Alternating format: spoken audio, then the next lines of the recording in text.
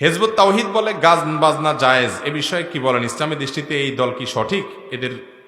এদের ব্যাপারে আমাদের সিদ্ধান্ত কি হবে? ভাইরা আমার, হিজবুত তাওহীদের ভাইরা তারা মনে করে গান বাজনা হালাল, তারা মনে করে নারী পুরুষ একসাথে থাকা হালাল, তাদের নামাজটা নামাজ না, ওই আর্মিদের ট্রেনিং এর মতো অনেক তামাশা তারা করে। এই তামাশা করেন না ভাইরা যারা আছে, এরা বেশিরভাগ এদের যে নেতা আছে একেবারে মেন গোড়া, তার নাম হলো এমাম। ইমাম না, কি এমাম। এই এমাম সাহেব নিজে কোরআনে কারিমের একটা আয়াত শুদ্ধ করে পড়তেও পারে না।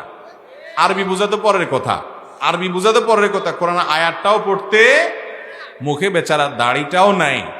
তার বিভিন্ন সময় দেখছি আমি প্যান্ট টাকনুর নিচে প্যান্ট, যেটা হারাম, মহিলাদের পুরুষদেরকে নিয়ে একসাথে মিশ্র প্রোগ্রাম করে মহিলাদেরকে সামনে বসায়। নবীজি সাল্লাল্লাহু আলাইহি সাল্লাম নামাজের কাতার নারীদেরকে পিছনে রাখতেন। এর মানে নারীদেরকে ছোট করা না, এর মানে নারীদেরকে সামনে রাখলে অন্যরা তাদেরকে তাকায় তাকায় বাজে চিন্তা করবে, এই সুযোগ দিতেন না। মুসলমান নারীর ইজ্জত সম্ভ্রম আছে, সেটাকে সেভ করার চেষ্টা করতেন নবী সাল্লাল্লাহু আলাইহি সাল্লাম। এদের কাজই দেখবেন আলেম ওলামাদের বিশুদ্ধার করা। আলেমরা নবীর ওয়ারিস, আলেমদেরকে বিশুদ্ধার করলে আর ইসলামই থাকে না। কোরআন হাদিস কার কাছে থাকবে? এরাই তো কোরআন হাদিস ইসলামের ধারক বাহক। ভুল থাকলে ভুলের সমালোচনা হতে পারে, কিন্তু ঢালাও ভাবে এরা আলেম ওলামাদের সমালোচনা করে। এদের বিভ্রান্তি থেকে আল্লাহ তাআলা আমাদেরকে দূরে থাকার তৌফিক দান করেন।